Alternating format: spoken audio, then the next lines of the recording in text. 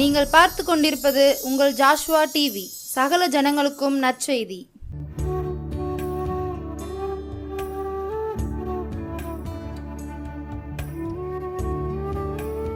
அல்லேலூயா. கிறிஸ்துவுக்குள் அன்பானவர்களே, இந்த வேளையிலேயும் கூட கர்த்தராகிய இயேசு கிறிஸ்து நமக்கு ஜீவன் பலம் சுகம் கொடுத்து இந்த செய்தியை பேச வேண்டும் என்பதற்காக உங்களை கர்த்தர் ஆசீர்வதிப்பார் என்ற நம்பிக்கையிலே முன்பு உள்ள செய்தி எல்லாம் நீங்கள் கேட்டிருக்கீங்க. கர்த்தர் உங்களை ஆசீர்வதித்திருக்கிறார் நம்புகிறேன். அழிந்த நாட்களிலும் கர்த்தராகிய இயேசு கிறிஸ்து இந்த தொலைக்காட்சி மூலமாக உங்களை பயன்படுத்துகிறபடினால, பாவத்திலிருந்து விடுதலை ஆக்கிறபடினால கர்த்தருடைய வார்த்தையை பேச வேண்டும் என்பதற்காக எனக்கு ஜீவன் பலம் கொடுத்து இந்த சாஸ்வா டிவி நேயர்களுக்கும், சாஸ்வா டிவி நடத்துகிற தமிழரசனுக்கும், இந்த இசைக்கறி போடுற சாலமனுக்கும் அநேக காரியங்கள் இந்த ஊழியத்தில் அவர் பலப்படுத்துகிற அப்படின்னால கர்த்தரை நான் ஸ்தோத்தரிக்கிறேன். ஒரு கவியை பாடி ஒரு வசனத்தை வாசித்து விட்டு இந்த வார்த்தைகளை போகலாம் என்று சொல்லி நான் ஆசைப்படுகிறேன். விசேஷமாக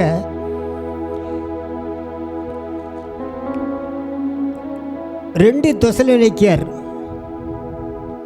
3ஆம் அதிகாரம் 10வது வசனம் சொல்லுகிறது. பவுல் அப்போஸ்தலன் இப்படியாக தெசலோனிக்கேயருக்கு எழுதும்போது, ஒருவன் வேலை செய்ய மனதில்லாதிருந்தால் அவன் சாப்பிடவோ கூடாது என்று நான் உங்களுக்கு இருந்தபோது உங்களுக்கு கட்டளையிட்டேன் என்று சொல்லி இப்படியாக உழைக்கும் கரங்களை எப்படி பயன்படுத்த வேண்டும் என்பது பவுல் அப்போஸ்தலன் நமக்கு முன்னதாக வாழ்ந்து நமக்கு காட்டியிருக்கிறார்.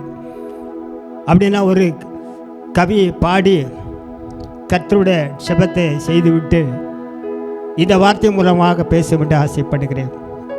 ஸ்தோத்திர ஆண்டவரே, நன்றி இயேசு சாமி. ஆவியானவரே மகி ஸ்தோத்திரம், பரலோபிதாவே மகி ஸ்தோத்திரம். இந்த வேளையிலும் கூட கர்த்தாவே கர்த்தருடைய வார்த்தையை பேச வேண்டும் என்பதற்காக இந்த தரிசனத்தின் மூலமாக ஆண்டவரே, இந்த தரிசனத்தின் வழியாக கேட்குற உள்ளங்களை நீர் பக்குவப்படுத்தும், பரிசுத்தப்படுத்தும், தகுதிப்படுத்தும். அவர்கள் ரெட்டிப்பான ஆசீர்வதிங்க. சத்தியத்திற்குள்ளே வளர வேண்டும். பாவத்தில் போகாத அளவுக்கு மட்டும் ரத்தம் நீங்கள் சீந்திருக்க ரத்தத்தை அவர்கள் புசித்து கர்த்தருடைய வார்த்தையை இருதயத்தில் தங்க வேண்டுமா செபிக்கிறேன். தாழ்த்து முறை சமூகத்தில் அர்ப்பணிக்கிறேன். இயேசு கிறிஸ்து நாமத்தில் செபிக்கிறேன் எங்கள் ஜீவனுள்ள நல்ல பிதாவே, ஆமென். போற்றி துதிப்போம் எம் தேவதேவனை புதிய இதயமுடனே. போற்றும் தேவதேவனை புதிய இதயமுடனே. நேற்றும் இன்று என்றும் மாறா இயேசுவை நாம் என்றும் பாடி துதிப்போம். நேற்றும் இன்று என்றும் மாறா இயேசுவை நாம் என்றும் பாடி துதிப்போம்.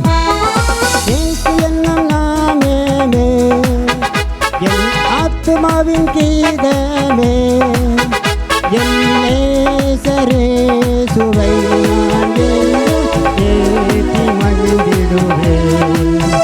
என் நேசரே சுவை நான் ஏற்றி மகிழ்ந்திடுவேன். சோர பயங்கரமான புயலே கொடிய அலையின் மத்தியில் காக்கும் கரங்கொண்டு மார்பில் தீர்த்தளித்த அன்பை என்றும் பாடுவேன். காக்கும் கரங்கொண்டு மார் தீர்த்தளித்த அன்பை என்றும் பாடுவேன்.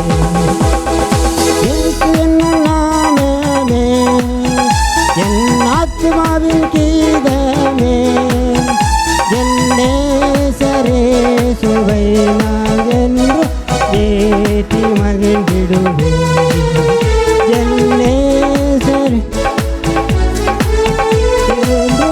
ஏற்றி மகிழ்ந்திடுவேன். அல்லேலூயா.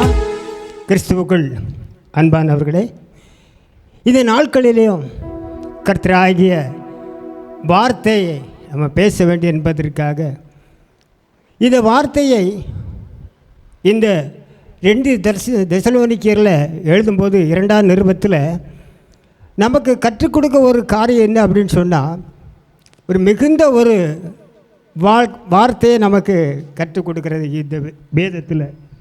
அப்படின்னு சொல்ல, ஒருவன் வேலை செய்ய மனதில்லாதிருந்தால் அவன் சாப்பிடவும் கூடாதென்று நாங்கள் உங்களிடத்தில் இருந்தபோது உங்களுக்கு கட்டளை இட்டோமே என்று சொல்லி, உங்களில் சிலர் யாதொரு வேலையும் செய்யாமல் வீண் அலுவற்றராய் ஒழுங்கற்று திரிகிறாள் என்று கேள்விப்படுகிறோம் என்று சொல்லி இப்படியாக நமக்கு கற்றுக் கொடுக்கிறது வேதம்.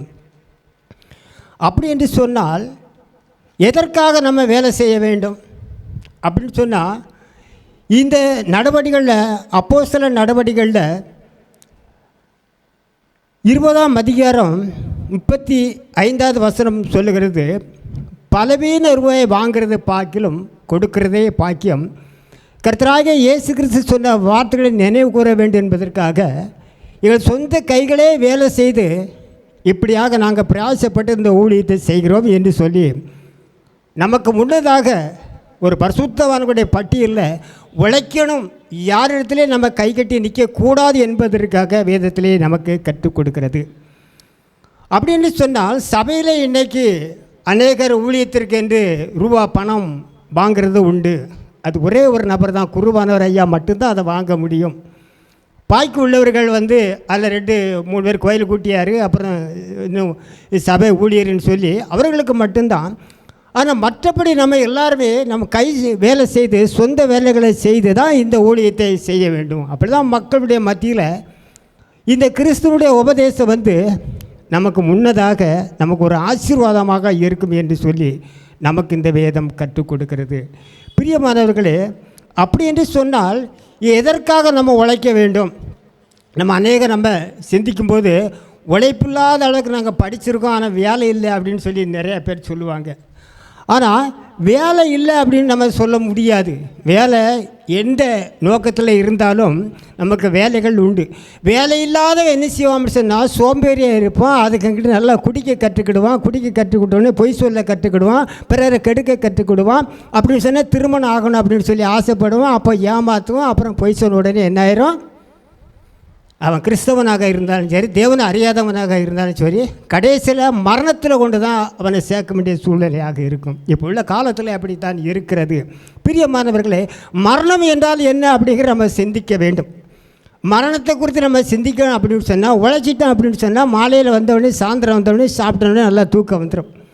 ஆனால் வேலை செய்கிறவன் கொஞ்சமாக புசித்தாலும் அதிகமாக புசித்தாலும் அவனுடைய நித்திரை இன்பமாக இருக்கும். செல்வனுடைய பெருக்கோ அவனை தூங்க விட்டாது என்று வேதத்திலே சொல்லப்படுகிறது. அப்படின்னு சொன்னால் வேலை செய்யக்கூடிய மனிதன் எதற்கும் கவலைப்பட வேண்டிய அவசியம் இல்லை. அவன் சாப்பிட்ட உடனே அவனுக்கு நித்திரை வந்துடும். நல்லா ஊழியம் பண்ணணும் அப்படிங்கிறன்னா நடு சாமத்திலிருந்து அவன் செபிக்கக்கூடிய மனிதனாக இருப்பான்.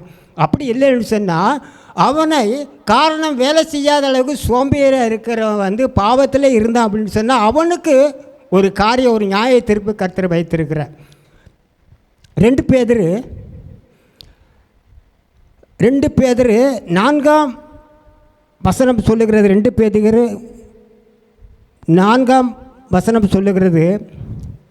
அந்த வசனத்தில் 4ஆம் வசனம் என்ன சொல்லுகிறது அப்படின்னு சொன்னால், பாவம் செய்த துறைகளை தேவன் தப்ப விடாமல் அந்தகார சங்கிலிகளினாலே கட்டி நரகத்திலே தள்ளி நியாய தீர்ப்புக்கு வைக்கப்பட்டவர்களாய் ஒப்பு கொடுத்து பூர்வ உலகத்தை தப்ப விடாமல் நீதியை பிரசங்கித்தவனாய் நோவா முதலான 8 பேரை காப்பாற்றி அவபக்தி உள்ளவர்கள் நிறைந்த உலகத்தின் மேல் ஜலப்பிரளயத்தை வர பண்ணி சோதகம் கொமரா என்னும் பட்டணங்களையும் சாம்பலாய் கவிழ்த்து போட்டு ஆக்கினிக்குள்ளாக தீர்த்து பிற்காலத்திலே அவபக்தியாய் நடப்பவர்களை அவைகளை திருஷ்டாங்கமாய் வைத்து அக்கிரமக்காரர்கள் வாசமாய் இருக்கையிலே அவருடைய காம விவகார நடைக்கடையால் வருத்தப்பட்டு நாள்தோறும் அக்கிரமக்காரர்கள் கண்டு கேட்டு நீதி உள்ள தன்னுடைய இருதயத்திலே பாதிக்கப்பட்டு நீதிமானாகிய லோத்தை அவர் ரட்சித்தார் என்று சொல்லி வேதத்திலே சொல்லப்படுகிறது.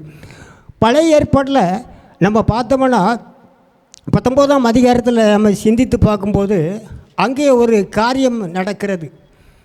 அங்கே என்ன காரியம் நடக்குன்னு சொன்னால், சோதோம் குமார பட்டணம் அப்படின்னு சொன்னால் அங்கே பெரிய ஒரு காரியம் சொன்ன விபச்சாரத்தில் ரொம்ப தேர்றவங்க அங்கே. அப்போ அவர்களுக்கு ஐஸ்வர்யமெல்லாம் இருந்தது. நல்லா விளையக்கூடிய இடங்கள்லாம் இருந்தது. ஆனால் அந்த இடத்துக்கு லோத்து போகக்கூடிய ஒரு காரியமாக ஆபிரகாம்கிட்ட வாக்குவாதம் பண்ணி, நான் நல்லா ரொம்ப 2 திசையை நான் போய்கிட்டு தான் அப்படின்னு சொல்லி இவன் வலது பக்கமாக போயிட்டேன், ஆபிரகாம் ஒரு பக்கமாக போயாச்சு. ஆனால் அந்த லோத்து போகக்கூடிய இடம் என்ன அப்படின்னு சொன்னால் நல்ல ஒரு செழிப்பான இடம், சோதோம் வரப்பட்ட நல்ல செழிப்புள்ள இடமாக சொல்லப்படுறது. அப்படியே ஆபிரகாம் வந்து வறட்சியான இடத்துல தான் வாழ்ந்தார் என்று சொல்லப்படுகிறது. அப்படின்னு சொன்னால் இந்த சோதகுமார பட்டணத்தில் உள்ள மக்கள் வந்து இந்த சோதகுமார பட்டணத்தை அழிக்கணும் அப்படின்னு சொல்லி தேவ திட்டமாக இருந்தது என்று இங்கே வேதத்திலே நம்ம பார்க்குறோம். அப்படின்னு சொன்னால் இந்த சோதகுமார பட்டணத்தை ஏன் அழிக்க வேண்டும்? அப்போ இந்த 19ஆம் அதிகாரத்தில் 1வது வசனம், ஆதியாகமம் 19ஆம் அதிகாரம் 1வது வசனம் சொல்லுகிறது, அந்த 2 தூதரும் சாயங்காலத்திலே சோதோம் குமாராவுக்கு வந்தார்கள். லோத்தும் சோதோமின் வாசலிலே உட்கார்ந்திருந்தான். அவர்களை கண்டு லோத்து எழுந்து எதிர்கொண்டு தரை மட்டும் குனிந்து, ஆண்டவன்மார்களே, அடியனுடைய வீட்டிலே நீங்கள் தங்கணும் அப்படின்னு சொல்லி அந்த 2 தூதர்களையும் இந்த லோத்து அங்கே வைத்திருக்கிறான். ஆனால் அந்த தூதர்களை எப்படியாவது அறியணும்னு சொல்லி பெரியவர் வரைக்கும் கிழவர்கள் வரைக்கும் விபச்சாரம் பண்ணணும் அப்படின்னு சொல்லி ஒரு காரியத்தை இங்கே வைக்கிறாங்க. இதில் 19ஆம் அதிகாரம் 8வது வசனம் சொல்லுகிறது, லோத்து சொல்கிறான், இதோ புருஷரை அறியாத 2 குமாரத்திகள் எனக்கு உண்டு, அவர்களை உங்களிடத்திற்கு வெளியே கொண்டு வருகிறேன், அவர்களுக்கு உங்கள் இஷ்டப்படி செய்யுங்கள். இந்த புருஷர் என் கூரையிலே நிழலில் வந்தபடினால இவர்களுக்கு மாத்திரம் ஒன்றும் செய்ய வேண்டாம் என்று சொல்லி வரிந்து கேட்டாங்க. அப்போ என்ன சொல்லுவாங்க அப்படின்னு சொன்னால், வந்துட்டிக்காரனே பரதேசியாக வந்து எங்களுக்கா நீ நியாயம் சொல்லுத அப்படின்னு சொல்லி என்ன ஆச்சு, அவளை குருட்டாட்டம் பிடிக்கிறதுக்கு கர்த்தர் ஒப்பு கொடுத்து அந்த சோதகம் குமார லோத்தை மாத்திரம் தப்பிக்க வச்சு அந்த பட்டணத்தை அழித்து விட்டார். பிரியமானவர்களே, இன்றைக்குள்ள நாட்களிலே இன்றைக்கி உலகத்தில் யுத்தம் நடக்கிறது. இஸ்ரவேலு, இன்னும் ஈரான், இப்படி பல நாடுகளிலும் கொந்தளிச்சு போய் இருக்கிறது. எந்த நேரத்தில் என்ன செய்வாங்க, எப்படி அழிவாங்க அப்படின்னு சொல்லி அங்கே சண்டை நடந்துச்சு. அப்படின்னா இங்கே சிலிண்டர் இல்லைன்னு சொல்லி எல்லா கடையும் அடைச்சி போட்டிருக்காங்க. ஆனால் இதுக்கு முன்பு உள்ள நாட்களில் வந்து இந்த சிலிண்டரை நம்ப வேண்டாம், அவங்களுடைய சொந்த வேலையிலே செய்து விவசாயம் பண்ணி எல்லாத்தையும் செய்து எல்லா காரியங்களையும் என்ன செய்வாங்க சொன்னால் அங்கே சாப்பாட்டுக்கு விரவு எல்லாமே இருக்கும். இன்றைக்கி மற்றவங்க கை தான் நம்ம தலையில் வச்சு படுக்க வேண்டிய ஒரு காலகட்டத்தில் நம்ம இருக்கிறோம். பிரியமானவர்களே, அதனால தான் பாவம் பெருகிருச்சு அப்படின்னு சொன்னால், தேவனை தொழுது கொள்ளலை அப்படின்னு சொன்னால், இப்படி ஒவ்வொரு பட்டணங்களும் அழிந்து கொண்டு தான் வருமே தவிர அதுக்கு விடுதலை ஆகிறதுக்கு உண்டான வாய்ப்புகள் கிடையாது. அப்படின்னு சொன்னால் இந்த பவுலப்போஸ்தலன் நமக்கு கற்றுக் கொடுக்குற ஊழியத்தில் கற்றுக் கொடுக்குற என்ன சொன்னால், நம்ம சொந்த கை உழைக்கிட்டா உழைப்பு நம்ம கையில் இருக்குது அப்படின்னு சொன்னால், விவசாயம் நம்ம கையில் இருக்குதுன்னு சொன்னால், இந்த லோத்து ஆபிரகாம் எல்லாரும் அவங்களோட வாழ்க்கை எல்லாம் சொன்ன மேய்ப்பர்கள். இவர்கள் இடத்துல ஆடு மாடுகள் வேலையாட்கள் தான் இருப்பாங்களே தவிர வேறு அவங்ககிட்ட எந்த விதமான காரியங்கள் அவங்களுக்கு கிடையாது. கம்ப்யூட்டரே எதுவுமே அவங்ககிட்ட கிடையாது. அப்போ அவ்வளோ படிப்புலாம் கிடையாது. ஆனால் இப்போ உள்ள நாட்களில் அந்த காரியங்களை பரீட்சை பார்க்கக்கூடிய மக்களாக தான் இருப்பாங்க. இன்றைக்கி ஸ்திரீ எடுத்தாலும் சரி தான், அப்படி நடக்குமா, இப்படி இந்த பட்டணம் அழியுமா, அது எப்படி அழியும்? ஆனால் லோத்துடைய மருமகள் மகளை கட்டி கொடுக்க மருமகனெல்லாம் சொல்லும்போது இந்த ஸ்தலத்தை கர்த்தர் அழிக்க போகிறான்னு சொல்லும்போது அவனை பரியாசம் பண்ணாங்கன்னு தான் வேதம் சொல்லுகிறது. அப்போ அது எப்படி இந்த பட்டணத்தை அழிக்க போகிறோம்னு சொல்லி திரும்பி பார்க்காம போ அப்படின்னு சொன்னால் அவன் மனைவி திரும்பி பார்க்குறான். இதே 19ஆம் அதிகாரத்தில் 26வது வசனம் சொல்லுகிறது, அவன் மனைவியோ பின்னிட்டு பார்த்து உப்பு தூண் ஆனால் என்று இன்றைக்கும் அந்த பகுதியில் வந்து உப்பு தூணாக லோத்துடைய மனைவி இருக்கா என்று சொல்லி வேதத்திலே நமக்கு சாட்சியாக அறிவிக்கப்படுகிறது. அப்படின்னு சொன்னால் இந்த வேதம் நமக்கு முன்மாதிரியாக நமக்கு எடுத்து காட்டுதுன்னு சொன்னால், இன்றைக்கு உண்டான காரியங்கள் அன்றைக்கி சோதமரம் பட்டணம் அழிஞ்சுது. வெள்ளத்தினால நோவாவோட குடும்பத்தை 8 பேரை மட்டும்தான் ஆண்டவர் காப்பாற்றினார். மீதி எல்லாம் ஆடு மாடு மிருக சிவன்கள் அத்தனை அழிஞ்சு போயிடுச்சு. ஆனால் இந்த அழிவுக்கு காரணம் என்ன அப்படின்னு சொன்னால், பாவம்தான் பெரிய காரணம். பாவத்தினால தான் அன்னைக்கு அழித்தார். ஆனால் நான் இப்போ வந்து அழிக்கிறது இல்லை, ஒவ்வொரு பட்டணங்களாக என்ன செய்வோம் அப்படின்னு சொன்னால் நியாய தீர்ப்பு வைப்பேன். அப்போ இன்றைக்கி நம்ம பகுதியில் வந்து செபிக்கிறவங்க இருக்கிறாங்க, ஊழியம் பண்ணக்கூடியவங்க இருக்காங்க. மற்ற இடங்களில் துப்பாக்கி தூக்கிட்டு தான் நிற்காங்களே தவிர நீயா நான் சண்டை போட்டு தான் இருக்காங்களே தவிர ஒரு அமைதி வரணும் அப்படின்னு சொன்னால், ஒரு பாவம் இல்லாத அளவுக்கு நம்ம உள்ள இருதயத்தில் வந்து இருக்கணும் அப்படின்னு சொன்னால் தேவனை தொழுது கொள்ள வேண்டும். அப்போ தேவனை நம்ம தொழுது கொள்வதற்கு நம்ம வந்துட்டோம் அப்படின்னு சொன்னால் நமக்கு பாவம் இருக்காது, அன்பு நமக்கு பெருகிறோம். அன்பு நமக்கு பெருகும்போது பாவம் இருக்காது. அன்பு இருக்கும்போது அநேக பாவங்களை மூடும் என்று தான் வேதம் நமக்கு கற்றுக் கொடுக்கிறது.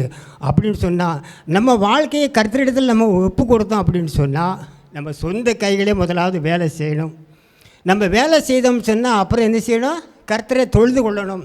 கர்த்தரை தொழுது கொண்டோம் அப்படின்னு சொன்னால் சண்டை பண்ணக்கூடியவங்களோ இப்போ குடி போதையில் இருக்கவங்களோ அவங்களுக்கு நம்ம இந்த வேதத்தின் மூலமாக இதெல்லாம் செய்யாத, அப்போ நம்மளுடைய வாழ்க்கையை கெட்டு போகக்கூடாது, அநேகருடைய வாழ்க்கையை நம்ம மாற்றணும் அப்படி என்பதற்காகத்தான் இந்த வேதத்தை நமக்கு ஆண்டவர் கற்றுக் கொடுத்துருக்கிறார், எழுதி கொடுத்துருக்கிறார். பரிசுத்த ஆவியானவர் நமக்கு எழுதி கொடுத்துருக்கிறார் என்று சொன்னால் இப்போ அழியக்கூடிய ஒரு நாட்களில் தான் நம்ம கடைசி காலமாக இருக்கிறோம் அப்படின்னு சொன்னால், இன்றைக்கி மற்ற நாடுகள் நமக்கு இருக்குன்னு சொன்னால் ஒரு சில பொருளாதாரங்கள் நமக்கு தடைகள் ஏற்படுகிறது.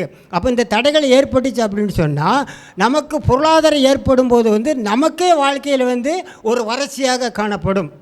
அப்போ இதுக்கு முன்பு மழை இல்லாத அளவுக்கு ஒரு வறட்சியை முன்பு உள்ள காலத்தில் கர்த்தர் கட்டளையிட்டு இருக்கிறாரு. இப்போ பொருளாதார வளர்ச்சியிலே நமக்கு கஷ்டங்கள் ஏற்படும். பிரியமானவர்களே, யோசித்து பாருங்கள். இந்த நாட்களிலேயும் கர்த்தராகிய தேவன் இந்த பேதுரு மூலமாக சொல்லும்போது சோதோம் குமார பட்டணத்தார்களை அந்த அக்கினினாலேயும் கந்தகத்தினாலேயும் அந்த சாத்தானுக்குள்ளே அவர்கள் குடியிருந்தபடினால அவர்களுக்கு தான் நியாய தீர்ப்பு வைத்திருக்கார். அந்த சாத்தானை நரகத்திலே தள்ளுவதற்காகத்தான் இப்படியாக ஒரு நியாய தீர்ப்பு வைத்திருக்கிறார் என்று சொல்லி இயேசு வந்த நோக்கம் என்ன அப்படின்னு சொன்னால், அந்த மரித்தோரிலிருந்து எழுப்பியதனால அந்த நிச்சயத்தை எல்லோருக்கும் விளங்க பண்ணினார். பவுல் அப்போஸ்தலர் எழுதும்போது அப்போஸ்தலர் 17ஆம் அதிகாரம் 31ஆவது வசனம் இருக்கும்னு நினைக்கிறேன். அதில் அந்த மரித்தோரிலிருந்து எழுப்பியதனாலே நிச்சயத்தை எல்லாருக்கும் விளங்க பண்ணினார் என்று வேதம் சொல்லுகிறது. அப்படின்னா சொல்ல இயேசு இந்த பூமிக்கு வந்தாருங்கிற நம்பிக்கை நமக்கு இருக்கிறதா? விசுவாசம் இருக்கிறதா? அந்த விசுவாசம் இருந்துச்சு அப்படின்னு சொன்னால் நம்ம கவலைப்பட வேண்டிய அவசியம் இல்லை.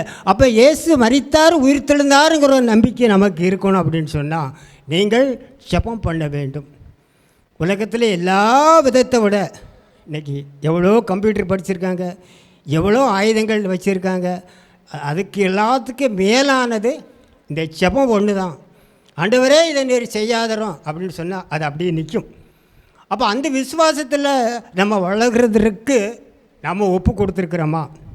சரீரத்தை ஒப்பு கொடுத்துருக்குறோமா?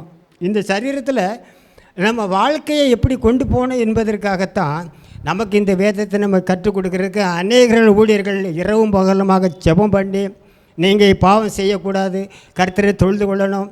அப்போ இந்த பூமியில் பிறந்தவ யாருமே நல்ல ஒருதனுமே பிறக்கலை, இன்னும் பிறக்க போகிறதும் இல்லை.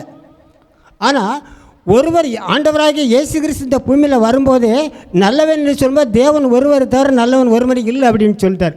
அப்போ என்னிடத்துலையும் இந்த பூமியில் அப்படின்னால பாவம் பாதி பிரவேசிக்கு என்று சொல்லுகிறார். அப்படின்னு சொன்னால் இன்றைக்கி பாவம் நம்மளுக்கு ஒட்டுது அப்படின்னு சொன்னால் இந்த தேவ வார்த்தையின் மூலமாக, இந்த வசனத்தின் மூலமாக அழிந்து போகாத அளவுக்கு இந்த வேத வசனத்தை நம்ம இருதலே வச்சுருந்தோம் அப்படின்னு சொன்னால் நமக்கு அழிவு இல்லை, அந்த நரகத்துக்கு போக வேண்டிய அவசியம் இல்லை. அப்படி நம்ம சிந்திக்க அழைக்கப்படுகிறோம். வேதத்தில் உள்ள ரகசியங்கள் எல்லாம் நம்ம கற்றுக்கொள்ளணும் அப்படின்னு சொன்னால் இன்னும் ஒரு வசனத்தை நம்ம வாசிக்கும் பொழுது அப்போஸ்தலர் நடவடிக்கைகளில் ஒரு பிச்சைக்காரன் கேட்குறான் பவுல் அப்போஸ்தலர் இடத்துல, எனக்கு ஏதாவது ஒன்று இருக்குமா அப்படின்னு சொல்லி கேட்கான். என்ன ஏதாவது கொடுங்க ஊழியக்காரத்துலேருந்து கேட்குறான். அப்போ அவன் சொல்ல, என்னிடத்துல வெள்ளியும் இல்லை பொண்ணும் இல்லை, நசரனாகிய இயேசு கிறிஸ்து என்னோடு இருக்கிறார், எழுது நட அப்படின்னு சொன்னான். அவன் கரடு முரடமாக அதனால் நடக்க முடியாது என்று தான் வேதத்திலே நமக்கு கொடுக்கப்படுகிறது. அப்படின்னு சொன்னால் இந்த வசனத்தில் நம்ம சிந்தித்து பார்க்கும் பொழுது இன்றைக்கி எவ்வளவோ நம்ம செலவழித்து பார்க்கோம். ஆனால் செலவழித்து பார்த்தாலும் நம்ம காரியம் வெற்றி வருகிறதா அப்படின்னு சொன்னால் கிடையாது. அப்போ இந்த ஊழியக்காரன் நல்ல செப வாஞ்சலை இயேசுவோடு இருந்த சீசன் பேதுரு. அப்போ இங்கே சொல்லக்கூடிய வசனத்தில் 3ஆம் அதிகாரம் அப்போஸ்தலர் நடவடிக்கையில் 3ஆம் அதிகாரம் 6வது வசனம் சொல்லுகிறது, அப்பொழுது பேதுரு, வெள்ளியும் பொன்னும் என்னிடத்தில் இல்லை, உனக்கு தருகிறேன் நசரனாகிய இயேசுவின் நாமத்தினாலே நீ எழுந்து நட என்று சொல்லி அங்கே ஒரு வார்த்தையை கொடுக்குறான். அவன் எழுந்து நடந்தான். பிச்சை எடுக்க வேண்டிய அவசியம் இல்லை, நரகத்துக்கு போக வேண்டிய அவசியம் இல்லை. இங்கே இயேசு கிறிஸ்து அவனை எழுப்பியிருக்கிறார். அப்போ இயேசு கிறிஸ்து எழுப்பக்கூடிய மனுஷங்கள் அத்தனை பேருமே தன்னோட ஊழியத்தை செய்கிறது தான் வருவாங்க. ஒரு சொந்த வேலைகளை செய்து இந்த ஊழியத்துக்கு தான் வருவாங்க. அதான் காது உள்ளவன் கேட்க கிடவுது அப்படின்னு சொன்னார். பிரியமானவர்களே, ஆண்டவரால் அற்புதமும் செய்ய முடியும். அதே மாதிரி சில பட்டங்களை ஆண்டவரை தேடாமல் இருந்தாங்கன்னு சொன்னால் அவருக்கு அழிக்கிறதுக்கும் அவருக்கு சித்தம் உண்டு. ஆனால் அந்த அழிவும் பாதைக்கு நம்ம செல்ல வேண்டாம், கர்த்தரை நம்ம தொழுது கொள்ளுவோம். அவர் நித்திய ஜீவனை நமக்கு கொடுக்கிறார். அவர் பாவம் போக்கும் பரிசுத்தராக இருக்கிறார் அப்படின்னு சொல்லி நம்ம இந்த நாட்களில் நம்ம சிந்தித்தோம் அப்படின்னு சொன்னால் நம்ம வாழ்க்கை எப்படி இருக்கும்? ஒரு கவியை நான் பாடி நான் முடிக்க ஆசைப்படுகிறேன். அப்போது வாழ்க்கையில் எவ்வளவோ காரியங்களை நம்ம சம்பாதிக்கும், ஆனால் சம்பாதித்தாலும் நம்ம போகக்கூடிய இடம் எது அப்படிங்கிற இன்றைக்கி அதிகமாக இந்த நாட்களில் சிந்திக்கணும். அப்படி சிந்தித்தால் தான் நம்ம பரலோகம் போகிறதுக்கு ஒரு வாய்ப்பு இருக்கிறது பிரியமானவர்களே. அப்போது வாய்ப்பை நம்ம தவற விட்டுட்டோம்னா ஒன்றுமே செய்ய முடியாது. அப்போது சொல்லியோ மகனே உன் நெஞ்சனக்கு தாராயோ, மகனே உன் நெஞ்சனக்கு தாராயோ, மோட்ச வாழ்வை தருவனிது பாராயோ, மோட்ச வாழ்வை தருவனிது பாராயோ. மகனே உன் நெஞ்சனக்கு தாராயோ, மகனே உன் நெஞ்சனக்கு தாராயோ, மோட்ச வாழ்வை தருவனிது பாராயோ, மோட்ச வாழ்வை தருவனிது பாராயோ. அகத்தின் அசுத்தம் எல்லாம் துடைப்பேனோ, அகத்தின் அசுத்தம் எல்லாம் துடைப்பேனோ, பாவ அழுக்க நீக்கி அருள் கொடுப்பேனே, பாவ அழுக்க நீக்கி அருள் கொடுப்பேனே. மகனே உன் நெஞ்சனக்கு தாராயோ, மகனே உன் நெஞ்சனக்கு தாராயோ, மோட்ச வாழ்வை தருவனது பாராயோ, மோட்ச வாழ்வை தருவனது பாராயோ. ஹல்லேலூயா, ஸ்தோத்திரம் ஆண்டவரே. சோதோம் குமாரா பட்டணம் அழிவுக்கு காரணம் விபச்சாரத்தினால தான் அந்த பட்டணம் அழிந்து விட்டது என்று சொல்லி வேதத்திலே நாங்கள் சிந்தித்திருக்கிறோம். அது பழைய ஏற்பாட்டில் ஆபிரகாம் விட்டு பிரிந்து வந்த உடனே லோத்து சோதோம் பட்டணத்துக்கு போனபடினால அந்த பட்டணத்தில் உள்ள மனிதர்கள் எல்லாம் பூரா அக்கிரமக்காரர் என்று சொல்லி நாங்கள் வேதத்திலே சிந்தித்தோம். அதனால் சந்தேகப்பட்டதுனால பின்னிட்டு பாராதே என்று சொல்லி அந்த பட்டணத்தை கடந்து போனபடினால பின்னிட்டு பார்த்தபடினால லோத்துடைய மனைவி உப்பு தூணாக இருக்கிறாள் என்று சொல்லி வேதத்தில் நீங்கள் வாசிக்கிறோம். ஆனாலும் ஆண்டவரே, பாவம் செய்கிற மனிதர்கள் எல்லாத்தையும் அக்கிரினாலும் கந்தகத்தினால அந்த தூதனோட மனுஷனோட தொடர்ச்சி கொள்வது சாத்தானை அந்த நரகத்தில் தள்ளுவதற்காகத்தான், இந்த பூமியில் அங்கே தள்ளக்கூடாது என்பதற்காகத்தான் கர்த்தராக இயேசு கிறிஸ்து அவர் சொந்த சரீரத்தை சொந்த ரத்தத்தை இந்த பூமியிலே சிந்திருக்கிறார். மகனே மகளே, நீ என்னிடத்துக்கு வா, உனக்கு மோட்ச வாழ்வை நான் தருவேன், உனக்கு நித்திய ஜீவனை தருவேன், உன் ஜாதியை நான் சுகமாக்குவேன், உன்னுடைய வேலைகளை ஆசீர்வாதமாக கொடுப்பேன், நீ யார்கிட்ட கை கட்டி நிற்க வேண்டிய அவசியம் இல்லை. இப்படியாக நமக்கு கர்த்தர் கற்றுக் கொடுத்துருக்காரு. சத்தியவான் எவனு என் சத்தம் கேட்குறான்னு சொல்லியிருக்கேன். ஆண்டவர் கிரியை செய்யுங்க. இந்த பாடல் மூலமாக, தொலைக்காட்சி மூலமாக, இசை போடுற சாலமனையும் நீங்கள் ஆசீர்வதிங்க. இந்த சாஸ்வா டிவி நடத்துகிற தமிழரசனையும் ஆசீர்வதிங்க. அவருடைய குடும்பங்கள், தாய் தப்புன்னு அத்தனையும் ஆசீர்வதிங்க. இந்த வார்த்தைகளை கொடுக்கிறபடினால என்னையும் நீங்கள் ஆசீர்வதித்து பலப்படுத்துங்க.